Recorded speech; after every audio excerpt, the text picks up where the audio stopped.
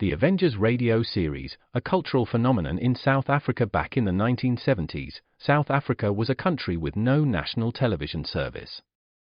It wasn't until 1976 that the country would get its first taste of television broadcasts. But before that, radio was the primary medium of entertainment and information for the masses. This was the context when The Avengers, a British spy-fi series, made its debut on South African radio and became a cultural phenomenon.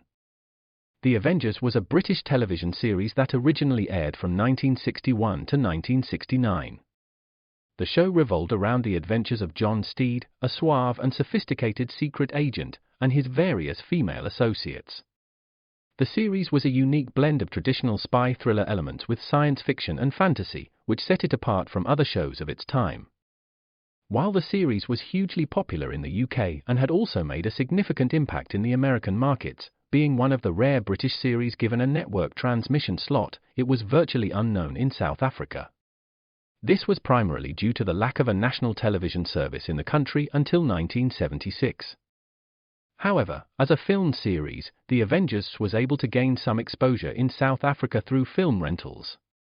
But it was the launch of the radio series that truly brought The Avengers to the masses in South Africa. Come and listen at www.myclassicradio.net. The Black Museum. Horror and mystery based on Scotland Yard's collection. Orson Welles was both host and narrator for stories of horror and mystery based on Scotland Yard's collection of murder weapons and various ordinary objects once associated with historical true crime cases. Walking through the museum, Welles would pause at one of the exhibits, and his description of an artifact served as a device to lead into a wryly narrated dramatized tale of a brutal murder or a vicious crime. In the United States, the series aired on the Mutual Network between January 1 and December 30, 1952. Beginning May 7, 1953, it was also broadcast over Radio Luxembourg, sponsored by the cleaning products Dreft and Miro. Since the BBC carried no commercials, Radio Luxembourg aired sponsored programs at night to England.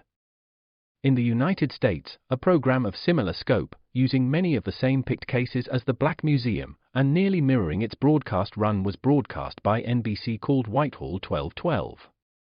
The two shows were different in the respect that while Whitehall 1212 told the story of a case entirely from the point of view of the police starting from the crime scene, the Black Museum was more heavily dramatized and played out scenes of the actual murders and included scenes from the criminal's point of view. Come and listen at www.myclassicradio.net.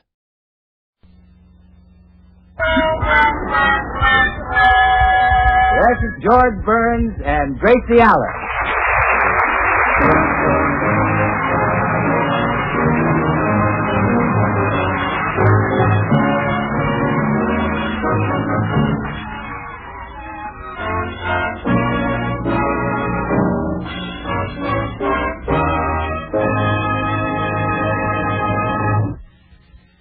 Last week, in an effort to make the Burns' future more secure, Gracie bought a chicken ranch.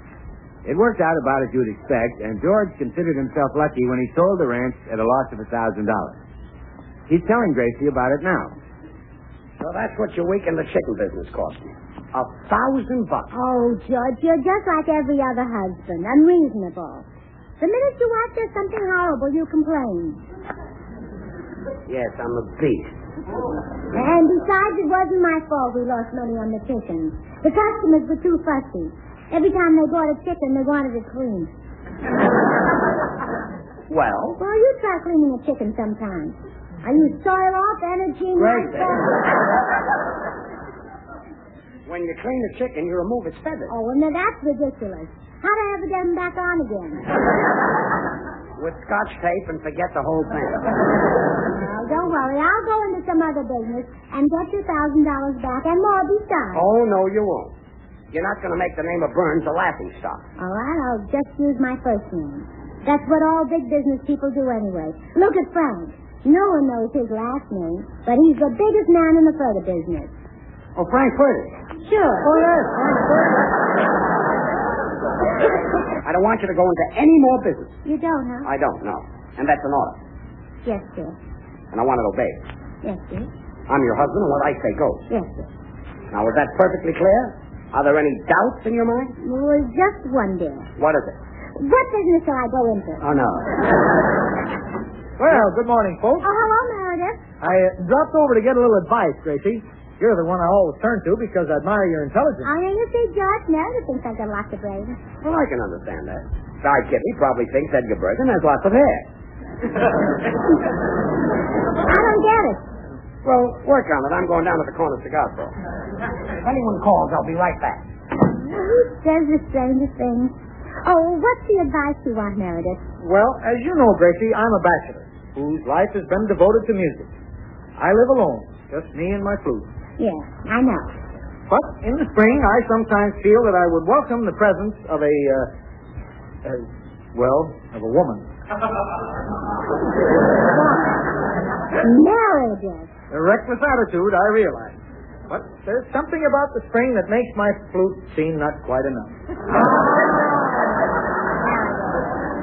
I never thought I'd hear you say such a thing. I've resisted these impulses because once back in Mason City, my actions toward a young lady caused quite a bit of talk. In fact, I left town under sort of a cloud. My goodness, what did you do? Well, at a taffy pull, I pulled her taffy longer than any other girl. Meredith Wilson. And now that spring is here again, I'd like to meet a nice girl. Do you think it'd be all right for me to advertise in the paper for one? Oh, you're only fooling. No, I'm not. You don't advertise for things like that. Well, other people do. I noticed several such ads in the personal column of this paper. Really? Let me think. My goodness, you're right. Listen to this one. Refined lady would like to correspond with educated gentlemen. If you don't know how to write, phone Dreamland Dance Hall and ask for tips. Meredith, are ads like these always in the papers? Yep, hundreds of them every day. Oh, this gives me a terrific idea for a business to go into. It does? Sure. I'll find mates for all these lonely people. I'll open a matrimonial bureau. A matrimonial bureau? Yes. Gee, double willikers. Oh, I beg your pardon. Forgot I was talking to a lady. Now, I'll need about $25 to put an ad in the paper. Have you got $25, Meredith? I work for your husband, Gracie. That's right. You'll have to get the money from George. Oh, no. He told me never to go into business again. However, if I flatter him enough, he must give me the money and no questions asked. Really? Well, sure. Sure. That's it. I'll flatter the little rascal. And then, here he comes. Quick, out the back way. I've got work to do. Okay, Gracie, and lots of luck. Oh, George, the census taker was here while you were gone, and, for the life of me, I couldn't remember your age. My age? Yes, tell me again. Is it 30 or 31?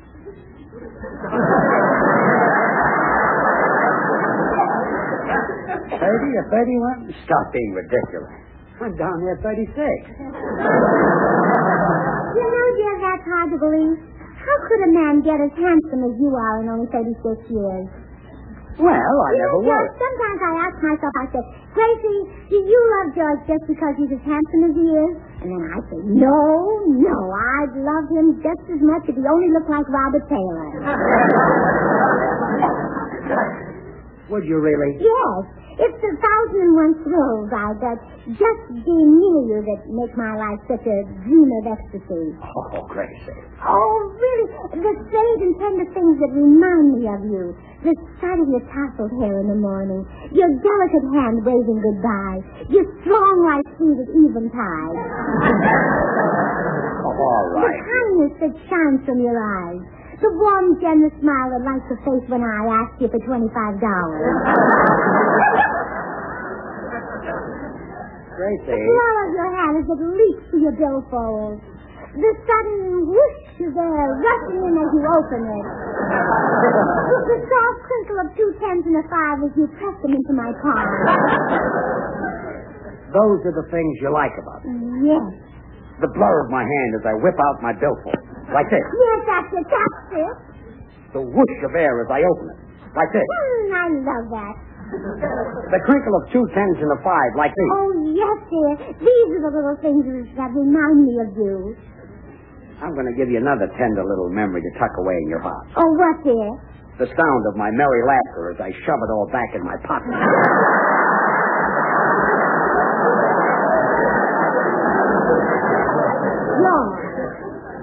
The whoosh of the thing as I opened it. Look, I wasn't born yesterday. What do you want with $25?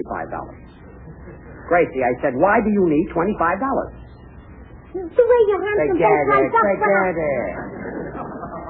Gracie, I'm ashamed of you. Downright ashamed. You say you love me, and yet you deliberately flatter me and lie to me to get money. Oh, well, I am ashamed of myself, George. It was a low, sneaky thing to do. You shouldn't lower yourself for such a measly amount of money. $25. You're right, dear. Of course. Go out and come in again, and we'll try for 50. No bother. You'll get no money from me. I'm going out back and wash the car. I'll see you later. George is right. I've got to stop telling him how wonderful he is. Too darn unbelievable. Now, some really handsome man who was conceited about his looks might lend me the $25. I think that come in. Hi, Gracie. Well, Bill, what a coincidence. I was just thinking of you. Really? How come? Well, the census taker was asking about you, and you know, for the life of me, I couldn't remember your age. My age? Yeah, tell me again. Is it 30 or 31? 26. So most people take me for 25. Oh, that's what I was hoping to take you for.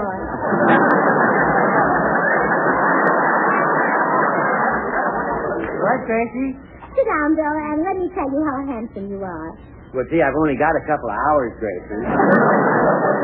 You know, Bill, you're easily the most handsome man in Hollywood. Well, gee, that's quite a compliment coming from the prettiest girl in Hollywood. And not only are you... You have that rare combination of beauty and personality. Oh, Bill. As the French say, Gracie, you have je ne sais quoi. Oh, they shouldn't say that. I may have a little je ne sais, but very little talk. No, George is a lucky guy. You're so charming. Oh, thank you. So lovely. Oh, thank you. So young. Oh, wait here, Bill. I'll go see if I can find you $25. Oh, for a minute I forgot who was doing what to who. What do you mean? Well, I might as well tell you now.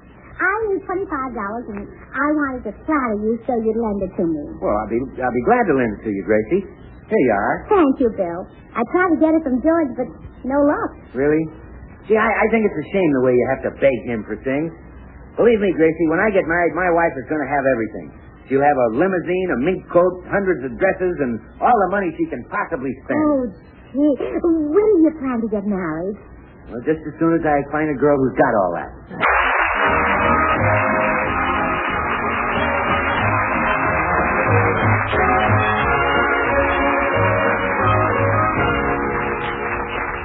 George and Gracie will return in just a moment. Oh, excuse me a moment, Meredith. Sure, Gracie. Good afternoon, Mrs. Burns. Oh, thank you, Here's your Mr. mail. Postman. Did you see my ad in the paper? I'm opening a matrimonial bureau. A matrimonial bureau? Mm-hmm. You mean you're going to get people married? That's right. Poor innocent people who never did anything to hurt you? Oh, now, Mr. Postman, you mustn't be so bitter about marriage just because yours turned out so well. Shall we be charitable and say poorly? Let's be accurate and say stinking. Mr. Postman, if you feel that way, why in the world did you ever marry Bertha? Well, in a moment of weakness, I kissed her. And once I had kissed her, a force stronger than myself took hold of me and swept me to the altar. Infatuation, huh? No, her father and two brothers. Well, goodbye, Mrs. Burns. Remember, Marley.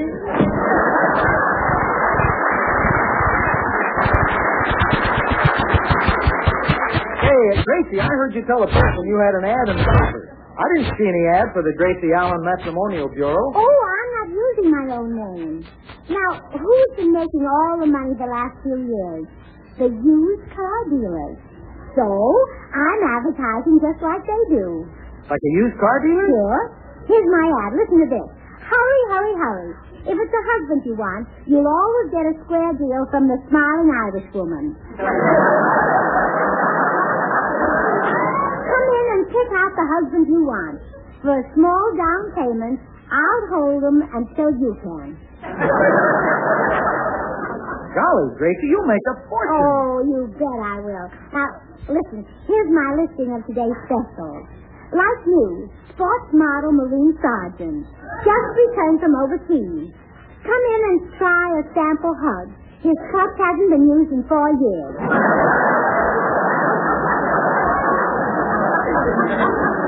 Well, that's a dandy. And here's another special. Conservative middle-aged town model. Not too much speed, but dependable and well upholstered. Formerly owned by elderly lady in Pasadena, who never kept him out later than 9 o'clock. Gee, you sure got all kinds. Oh, yes. Fortunately, all women don't like the same kind of husband. One woman's Ford is another woman's Cadillac. Well, what if George finds out about all this? Oh, I won't tell him until I've made my first million. You know, later this afternoon. Gracie, do you think you might be able to find a buyer for me? Oh, why not? You're not even second-hand. You're brand new. Oh, that must be a customer. I'll go change my clothes. I'll put on my new slacks, and then you can say I'm equipped with the new seat covers. How do? Are you the smiling Irish woman? Oh, Faith, and sure I am, be Davis. Does that prove it? Yeah. I'm interested in looking over your stock. Oh, well, I'm sure we can get together on a deal. Have you already got a husband? No. Oh, too bad. You lose my liberal trade-in allowance. Believe me, if I had anything to trade in, I'd still be running it. Well, there's bound to be some item in my stock that'll appeal to you. But first, I'll need some information for your file. Name, please. Carol Davis. Mm-hmm. You live in Hollywood? That's right. And you've never been married even once? No. Tourist, huh? I've been here more than a year now. My goodness, you do need help. What's your age, Miss Davis? I'm going on 22. I beg your pardon? I said I'm going on 22. Yes, I know. But what are you coming from? Well, if you must know, I'm 34. Mm-hmm. Shall we say 38? Why not? I still make 3 years on the deal. Oh, you're really 41. Yeah. Well, I'll put down 44 just to be on the safe side. Now, what are your hobbies, Miss Davis, besides lying about your age? Well, I swim and I knit. Well, doesn't the wool get awfully soggy? I don't do them at the same time. Oh. Well, one more question and we're through. Now, what kind of a husband would you prefer? Runabout? Convertible? Club model? Listen, I'll even take a jalopy. Oh, all right. Now, would you care to make a deposit? Well, come in. Hi, Gracie. Is George around? Hubba. I'll make a deposit on him. Mm-hmm. Isn't it pretty? He's our amphibious model. Amphibious? Yeah, he'll go anywhere.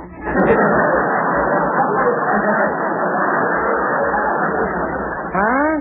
How much is he? Well, he'll run you around 500. That's complete with everything. C.A.D. C.A.D.? Curls and dimples. Hey, what goes on here? He's sold. I'll make out a check. Now, just a minute. Tell me what... Now, look, if you'll just excuse us for a moment, Miss Davis. Bill, would you step in here, please? Okay, Gracie. Bill, are you doing anything this afternoon? No. So, would you do me a little favor? Well, sure. What is it? Marry that woman out there. Marry that woman? Well, yes, I'm running a matrimonial bureau, and she's my first customer. I can't disappoint her. Well, but Gracie, Oh, please, Bill. If you'll marry her just this once, I'll never ask you to do it again.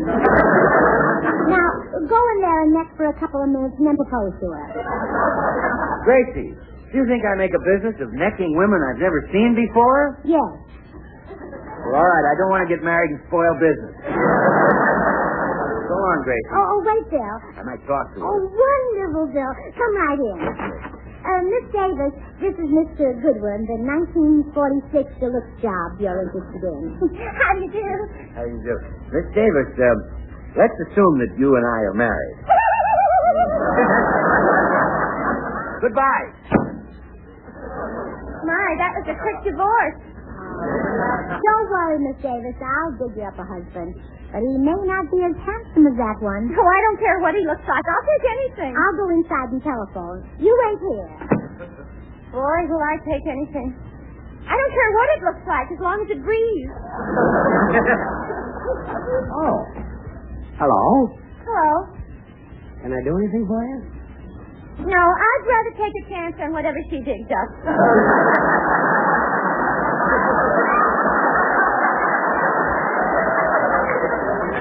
Huh? I have a chair. The smiling Irish woman will be right back. The smiling Irish woman? The woman who lives here. That's my wife. Yeah? What's she got to smile about? Who are you, anyhow? I'm a customer of your wife. A customer of my wife? Excuse me a minute. I'll take as long as you like. Gracie. Yeah, oh, you startled me, dear. Bet I did. Who's the woman outside who says she's a customer? A customer? Oh, there must be some mistake. There's no mistake. You're mixed up in some business again. Must you always go behind my back and lie to me? Oh, George, now that's very unfair. I've never gone behind your back. I've always lied right to your face. All right, come on. Let's have it. What business are you in? Well, I'm not in any business. No? I suppose this woman came here to buy her old hat. Well, I might as well admit that what did you say? I said I suppose she's here to buy her old hat. Oh, she told you, huh? You mean that is why she's here? Well, sure. I'm selling every hat in my closet so I can give you back some of the money you lost on the chicken ranch. Gracie, for once I'm proud of you. Selling your hats is a wonderful idea. Yes, I'm awfully glad you thought of it. Huh? Now, you better run along before the house is filled with women buying hats. Okay, I'll take a walk. I was just talking to my wife. I'm sure she'll find something that suits you. I hope so. Yeah, she's got all kinds, you know. Do you like the little round ones? No, I prefer a big tall one. Yeah, well, they're nice. But you gotta hold them on your lap in the movie. You do? Sure. People in back want to see something too, you know. Hey, if you care for something a little bit different, my wife has one with feathers. Feathers? Do I look like an Indian? Laughing at me, yes. Well, some women like them. These are all second-hand, you know. Oh, I don't care. Of course, if you get one, you can always freshen it up. Freshen it up? Sure, tie a fancy ribbon around it. What? Or stick an ostrich plume in it. Are you crazy? Why should I stick an ostrich plume on my husband? Your husband? I'm talking about hats. The ones you came here to buy from my wife. Hat? You think I've been biting my nails for 41 years for a hat? I came here to get a husband. A what? A husband from your wife's matrimonial bureau. My wife's Wait here.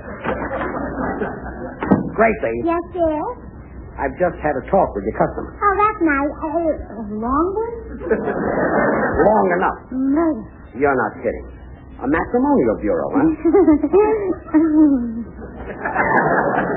It's finished. You understand? You're out of it. Through. Yes, dear. No more matrimonial bureaus. No, dear. That's final, and I mean it. Of course, dear. Hello? Who? Oh, well, I'm sorry. I'm not getting wives for people anymore. My husband made me quit. Goodbye. Well, Judge, I hope you're satisfied. We just lost $1 million. $1 million? Do you know who I just turned down? Tommy Manville.